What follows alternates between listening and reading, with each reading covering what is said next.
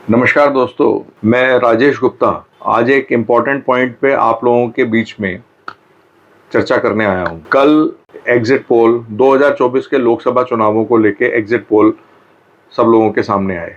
उसमें भारतीय जनता पार्टी नरेंद्र मोदी जी के नेतृत्व में लीड करती हुई दिखाई दे रही है।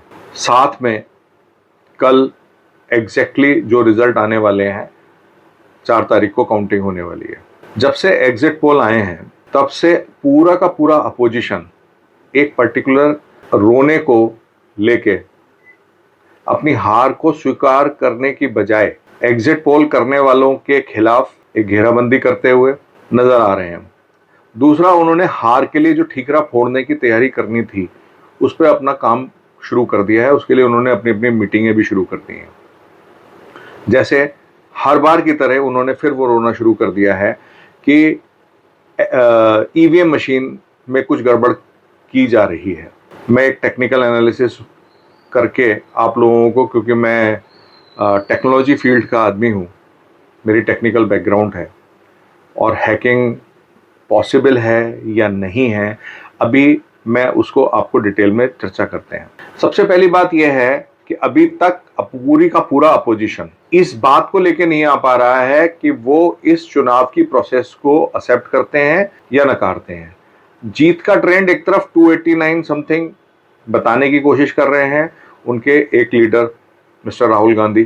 केजरीवाल जी जेल में जाने से पहले अपनी बात रख चुके हैं कि हम जीत रहे हैं। जब आप जीत रहे हैं तो या तो एक सिस्टम को आप मानिए कि आप उस सिस्टम के थ्रू आप जीत रहे हैं, लेकिन अगर आप हारते हैं तो उसी सिस्टम को आप नेग्लेक्ट करते हैं। तो अभी ये जो पशोपेश जो साबित करने की कोशिश करता है पूरा का पूरा अपोजिशन, इसी वजह से पूरा का पूरा इलेक्शन ये लोग हारते हैं, क्योंकि इनको कभी भी लाइफ में क्लैरिटी नहीं रहती है कि हमें करना क्या है। कभी किसी को आरोपित कर देते हैं, कभी उसी आरोपित वाले सिस्टम को पॉजिटिव मान लेते हैं। ईवीएम मशीन या तो गलत है, ईवीएम मशीन या तो सही है। ईवीएम मशीन के लिए ये सुप्रीम कोर्ट तक चले गए। सुप्रीम कोर्ट में जाने से पहले इलेक्शन कमीशन से भी, इलेक्शन कमीशन ने एक बार इनको हैकिंग के लिए बुलाया कि आप लोग ये मशीन आप हैक करके दिखाइए, अपने जितने भी प्रोफेशनल हैकर्स हैं उनको लेके आइए, हम आपको परमिशन ग्रांट करते हैं। तो ये सारी के सारे लोग वहां पे तो खड़े रहे, वहां बैठे रहे। किसी ने भी, अभी पीछे मेरे को याद है कि मैंने एक वीडियो देखा था जिसमें सौरभ भारद्वाज, जो अपने आप को इंजीनियर भी बताते हैं, वो एक ईवीएम टाइप से एक मशीन बना के लेके गए और उसमें उन्होंने दिखाया कि हम वोट कहीं दे रहे हैं और उसका रिजल्ट कहीं और शो कर रहा है। हाँ, ये बात बिल्कुल ठीक है, इस तरीके से भी मशीनें बनाई जा सकती हैं। तो इसमें शो करके आप पब्लिक को गुमराह मत कीजिए, ये बिल्कुल पॉसिबल है। लेकिन आप जो वर्ड यूज कर रहे हैं वो हैकिंग का वर्ड यूज कर रहे हैं। हैकिंग थोड़ा सा डिफरेंट कंसेप्ट है। हैकिंग का मतलब ये होता है कि एक पर्टिकुलर चीज जिसको आपने हैक कर लिया और सामने वाले एक मशीन को हाथ लगाए बिगड़। तो ये सबको समझना पड़ेगा कि ये बिल्कुल पॉसिबल नहीं है। एक बार मशीन जब तैयार हो जाती है और उसके सारे फंक्शंस तैयार कर दिए जाते हैं और उसको लॉक कर दिया जाता है, उसके बाद उसके लिए, क्योंकि हैकिंग करने के लिए आप लोग को कम्युनिकेशन एस्टेब्लिश कराना पड़ता है। कम्युनिकेशन करने के लिए या तो ब्लूटूथ चाहिए, या केबल चाहिए, या वाईफाई चाहिए। आपको पता होना चाहिए ये तीनों कनेक्शन वहां पे एस्टेब्लिश नहीं कराए जाते। वहां पे आपकी एक स्टैंड अलोन मशीन होती है जिसको चालू किया जाता है। उससे पहले उसकी पूरा टेस्टिंग प्रोसीजर है। उस टेस्टिंग प्रोसीजर के बाद उसको इलेक्शन के लिए, वोटिंग के लिए लेके जाया जाता है। उस वोटिंग को दर्ज करने के बाद उसका जो भी मेथड है उसके हिसाब से कैलकुलेट करने के लिए उसकी आउटपुट ली जाती है। That's all. वो एक प्रोग्राम बेस्ड सिस्टम है और उसके पूरा जो प्रोग्रामिंग चिप है उसको लॉक कर दिया जाता है। तो आप जब बाहर से कनेक्शन एस्टेब्लिश ही नहीं कर सकते तो वो कोई भी वर्ड हैक इस पे अप्रोप्रिएट फिट नहीं बैठता। आप बूथ कैप्चरिंग करते हैं, उस तरीके की कोई प्रोसेस करना चाहते हैं, वो एक अलग विषय है कि आप उसमें बटन दबा के बार बार, जैसे आप लोग बूथ कैप्चर करते थे जिसमें कांग्रेस और अदर पार्टीज जो है बहुत ज़्यादा स्पेशलाइज्ड है, आरजेडी और सपा और ये सब ने का पुराना इतिहास भी रहा है। और राजीव गांधी जी के टाइम में बूथ कैप्चरिंग करके अमेठी के अंदर गोलियां चली थी। ये सब चीजें रिकॉर्ड पे हैं।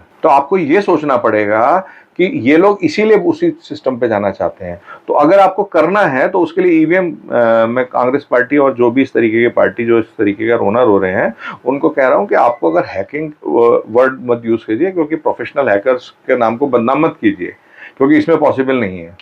हाँ, आपको बूथ कैप्चरिंग करनी है तो आप अपनी बंदूकें लेके जाइए और वहां पे बूथ कैप्चरिंग कर लीजिए, उसमें बटन दबाते रहिए, जैसे वहां पे आपको स्टैंप लगानी पड़ती थी वहां पे आप जो है बटन दबा लीजिए। लेकिन आपका काम वो वाला हो नहीं पा रहा है और इसलिए आपको ये रोना रोना है। फिर एक तथाकथित चंडीगढ़ वाला मैटर जो है बीच में लाया जाता है, जब भी डिबेट में हम लोग सुनते हैं तो एक चंडीगढ़ वाला मैटर लेके आते हैं लोग कि चंडीगढ़ में जी ऐसा हुआ था।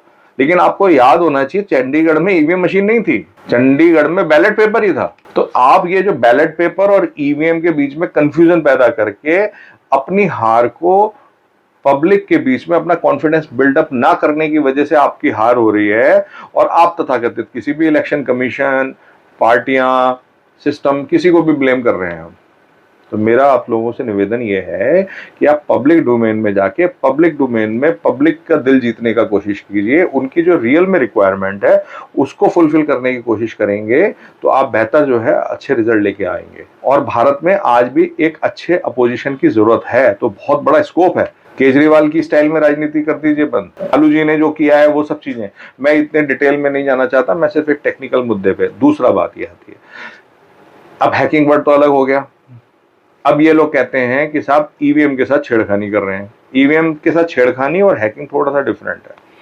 तो अगर छेड़खानी अगर आप करने के लिए आप कह रहे हैं तो कभी आपने सोचा है कि कितने नंबर ऑफ मशीन्स को इंडिविजुअली अगर कोई फिजिकल तरीके से छेड़खानी करना चाहेगा तो ये पब्लिक इतनी समझदार है। और जिनको कोई कंफ्यूजन है मैं इस वीडियो के मार्फत से आपका कंफ्यूजन दूर कर देता हूं। एक एक पर्टिकुलर मशीन, एक एक बूथ पे एक एक मशीन यूज होती है, एक पर्टिकुलर बूथ पे, ठीक है। तो एक बूथ पे करीब 1000 वोट होते हैं। तो आप जरा सोचिए कि 543 सीटों के लिए कितनी मशीनों की जरूरत पड़ेगी। नंबर ऑफ बूथ जो है, शायद एक वार्ड में 50 बूथ होते हैं, ऐसे कुछ कैलकुलेशन है, तो करीब करीब शायद 10 लाख कुछ रिक्वायरमेंट रहता है। तो आप क्या सोच रहे हो कि एक पर्टिकुलर सीट को छेड़खानी करने के लिए इतने बड़े सिक्योरिटी सिस्टम के साथ एक मशीन को छेड़खानी करने की बात हो तो कोई आदमी थोड़ा सा टेंटेटिवली पॉजिटिवली सोच भी ले कि शायद ऐसा हो सकता होगा। लेकिन ये जो तथाकथित इंजीनियर्सों की पूरी जमात खड़ी हुई है, जो आम आदमी पार्टी के सौरभ भारद्वाज, आतिशी जो एजुकेशनिस्ट हैं, और क्या नाम है आपके, उनके जो मुखिया हैं अली बाबा 40 शो, तो जो अली बाबा हैं उन्होंने आईआईटी से किया हुआ है, सिविल सर्विसेज पास किया हुआ है। लेकिन वो जो भी किया है मैं उनकी क्वालिफिकेशन और उसको चैलेंज नहीं कर रहा हूँ, लेकिन उनको ये बात मालूम होनी चाहिए एक पूरा का पूरा इंफ्रास्ट्रक्चर है। मतलब एक आदमी नहीं, इतना पूरा इंफ्रास्ट्रक्चर, पूरा सिक्योरिटी सिस्टम कोई ब्लेम कर देते हैं। अब इलेक्शन कमीशन है तो पूरा इलेक्शन कमीशन खराब है, और इलेक्शन कमीशन में जो लोग काम कर रहे हैं के मार्फत से जो लोग काम कर रहे हैं वो एक पूरा का पूरा एजुकेशन डिपार्टमेंट और कई तरीके के लोग चीजें इस तरीके से कर रहे हैं। तो वो सारे के सारे जो है आप ये कहना चाहते हैं, और जिन बूथों पे, या तो आप इसका मतलब जो जो पर्टिकुलर बूथों पे आपको वोट मिल रहे हैं, कहीं ऐसा तो नहीं है कि आप उनसे भी सेटिस्फाइड नहीं है। तो आपको ये बात क्लैरिफाई करना चाहिए अपने मन के अंदर, तब कहीं जाके आपकी एक्सेप्टेबिलिटी शायद बनेगी। तो मैं आज इस वीडियो के माध्यम से लोगों का कंफ्यूजन क्लियर कर दूं, कोई भी मशीन, ईवीएम मशीन हैक नहीं हो सकती अनटिल अनलेस कि उसके साथ कोई केबल का इनपुट, यूएसबी इनपुट, ब्लूटूथ के साथ कनेक्टिविटी करना, या वायरलेस कम्युनिकेशन एस्टेब्लिश कराना, वाईफाई जोन में लेके आना, ऐसा कोई भी सिस्टम उसके अंदर नहीं होता है। और उसको जब आपके जो एग्जीक्यूटिव जाते हैं वो उनको चेक कराते हैं, जब मशीन्स को पहले ड्रिल, एक इलेक्शन कमीशन ड्रिल करता है कि उसके अंदर सारे जितने भी पॉलिटिकल पार्टीज हैं उनके एग्जीक्यूटिव्स आते हैं। तो आपके पॉलिटिकल पार्टीज के एग्जीक्यूटिव्स को आम आदमी पार्टी हो, कांग्रेस हो, बसपा हो, सपा हो, जो भी जिनको जो है ईवीएम के ऊपर शक रहता है, वो उस दिन जब चेक करने जाते हैं, हर मशीन को चेक करने के लिए ड्रिल होता है। उस दिन आप लोगों के मुंह में आइसक्रीम क्यों जमी होती है, आप जाके बिल्कुल बाकायदा उस दिन चेक कीजिए। दूसरा एक बहुत इंपॉर्टेंट पॉइंट जो अभी हमेशा ये नंबर ऑफ वोट्स में कंफ्यूजन पैदा कर रहे हैं पब्लिक के बीच में, कि साहब पहले कुछ नंबर्स होते हैं और वो बाद में नंबर्स इंक्रीज हो जाते हैं। तो मैं आपको आज एक बात बता दूं कि इलेक्शन के सिस्टम को जो लोग जानते हैं, जिस समय वोट पड़ता है, जिस दिन वोटिंग पड़ता है, ये वीडियो इन नेताओं के लिए और इन जो फैब्रिकेटेड तरीके से मैनिपुलेट करते हैं उनके लिए नहीं है। ये वीडियो मैंने आम पब्लिक के लिए बताई है कि ये सिस्टम होता क्या है। तो जिस समय हम लोग वोट डाल के आते हैं पर्टिकुलर बूथ पे, जहां पे भी आपने अपना वोट डाला, शाम को उस पर्टिकुलर बूथ पे जितनी भी वोटिंग हुई है, एक तो आप टिक करते हैं, हर पॉलिटिकल पार्टी का एग्जीक्यूटिव अंदर बैठा होता है, वो टिक करता है, तो एक आइडिया उसको रहता है कि नंबर ऑफ वोट्स कितने पड़े हैं। फिर उसी समय सारी पॉलिटिकल पार्टी, मान लीजिए अगर हम दिल्ली की बात करते हैं तो बीजेपी का एक एग्जीक्यूटिव बैठा हुआ है, कांग्रेस का एक एग्जीक्यूटिव बैठा हुआ है, आम आदमी पार्टी का बैठा हुआ है, बीएसपी का बैठा हुआ है और इंडिपेंडेंट वालों के भी बैठे हुए हैं। तो ये पॉलिटिकल पार्टी की फिगर्स शाम को जब 6 बजे या 5 बजे, 5:30 बजे करीब जब इलेक्शन बंद होता है, तो वो पूरा का पूरा कंसोलिडेटेड एक फिगर जो है सबके सामने होती है। मान लीजिए एक पर्टिकुलर बूथ पे 1200 वोट थे और 700 वोट पड़े या 735 वोट पड़े, तो एक फिगर सबके सामने आ जाती है।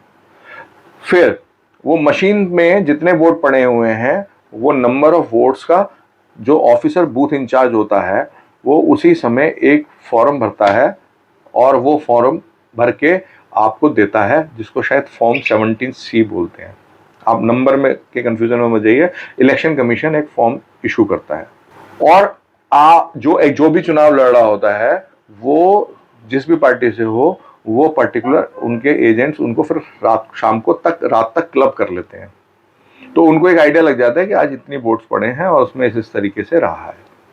तो जब फिगर आपके पास है तो आप 17C के फॉर्म के टोटल, जिसपे ऑथराइज सिग्नेचर आपके एग्जीक्यूटिव के भी हैं और आपके इलेक्शन के जो बूथ इंचार्ज जो थे, जो सरकारी बूथ इंचार्ज थे, वो उनके भी हैं। तो आप उसको टोटल कर लीजिए ना, और टोटल करके फिर जब आपको कोई क्लैरिफिकेशन लगता है कि साहब एक पर्टिकुलर बूथ पे इतने नंबर ऑफ वोटर्स चेंज कर दिए गए हैं, तो जब चेंज कर दिए गए हैं तो आप उन सर्टिफिकेट्स को क्लब करके फिर आप उसकी कंप्लेंट इलेक्शन कमीशन में कीजिए या जहां आपको कोर्ट में जाके करनी है। तो मेरे ये समझ में नहीं आता कि इतना बड़ा कंफ्यूजन आप लोग करते क्यों है पब्लिक में। इतना अगर कंफ्यूजन आप करेंगे तो कोई भी जनता, जो अभी आपको 15 से 30% के बीच में जो पूरे के पूरे अपोजिशन को वोट मिल भी रहा है ना, तो आप ये मान के चलिएगा कि अगली बार आपको इतना वोट भी नहीं मिलेगा। इस बात को श्योर कर लीजिए आप। क्यों? क्योंकि पब्लिक को लगेगा यार ये तो हमेशा रोते रहते हैं। अभी जहां आप जीतेंगे, अगर आपको मान लो पंजाब में सीट मिल रही है तो इलेक्शन कमीशन, तो अगर किसी को इलेक्शन मैनेज करना होगा तो मैं पब्लिक से पूछना चाहता हूं, जहां उसको नुकसान हो रहा है वो वहां मैनेज करेगा या जहां जीत रहे हैं वहां मैनेज करेगा? वो इतनी सीटें भी आम आदमी पार्टी या कांग्रेस को क्यों जाने देंगे? अगर डिक्टेटरशिप के थ्रू अगर जीतना चाहेगी कोई सरकार और उसके पास अगर वो टेक्निक या वो तरीका अगर होगा, तो फिर वो 400 पार क्यों करेगा, 543 क्यों नहीं कर लेगा? बल्कि इससे तो ये साबित हो रहा है कि जिस समय कांग्रेस ने 414 1984 में जीती थी, कहीं ऐसा टेक्निक से तो नहीं करी थी इन लोगों ने। शायद इनको ये सिस्टम आता हो। तो मेरी हाथ जोड़ के विनती, और ये मैसेज बेसिकली उन लोगों के लिए है जिन्होंने भी इस कंफ्यूजन जो अपोजिशन ने पैदा किया था पूरे के पूरे 2024 के लोकसभा के चुनावों में, और उससे कंफ्यूज होके जिन्होंने भी इन लोगों को वोट दिया है, जो कि 15% से लेके शायद टेंटेटिवली 30-35% के आसपास पूरा का पूरा अपोजिशन की अगर हम बात करते हैं तो मैं उन लोगों के लिए ये मैसेज है ये कि इतना रोना बंद कीजिए। और जो मीडिया में भी जो इस तरीके के लोग बैठे हुए हैं, आप लोगों को सोचना पड़ेगा। मीडिया का काम होता है जेन्युइन तथ्यों को जेन्युइन तरीके से इन्वेस्टिगेट करना और पब्लिक के सामने जेन्युइन तथ्य रखना। ये बहुत गलत तरीका है जो लोग भी मीडिया वाले करते हैं। मैं किसी भी पार्टी के फेवर की बात नहीं कर रहा हूं। अब जो गलत है आप उसके लीगल तथ्यों में, अभी रिसेंटली आज मैंने न्यूज़पेपर में पढ़ा कि कांग्रेस के एक नेता ने आरोप लगा दिया कि होम मिनिस्टर ने शायद 150 या पता नहीं कितने कलेक्टर्स को फोन करके और इलेक्शन को मैनेज करने का प्रयास किया। कांग्रेस के नेताओं को कम से कम अब ये समझ लेना चाहिए कि केजरीवाल की टेक्निक पे काम मत कीजिए। उन्होंने आपकी पार्टी को भी, कांग्रेस को भी बर्बाद इसी तरीके से किया था। जो शीला दीक्षित आज आसमान में बैठी हुई यही सोच रही होंगी कि मैंने इतना काम किया और इस आदमी ने मेरा पूरा कैरियर बर्बाद कर दिया। उनके बेटे तो यहीं पे धरती पे रहते हुए और वो ये सोच रहे होंगे कि कितना मतलब मेरी माँ के साथ कितना गलत करने वाली मतलब जो उन लोगों ने गलत किया, आज उन्हीं के साथ उनकी पार्टी ने अलायंस करके कितनी बड़ी श्रद्धांजलि दी है। नमस्कार, कंफ्यूज मत होइए। इलेक्शन का रिजल्ट 4 तारीख को आएगा और हमारा इलेक्शन कमीशन सिस्टम में कोई कमी नहीं है। जहां हारेंगे जो भी पार्टी, उन्हें जेन्युइन हार स्वीकार करनी चाहिए और जहां जो जीतेगा उसको भी सम्मानपूर्वक तरीके से जनता के वोट का धन्यवाद करते हुए आगे काम करना चाहिए। बहुत बहुत धन्यवाद।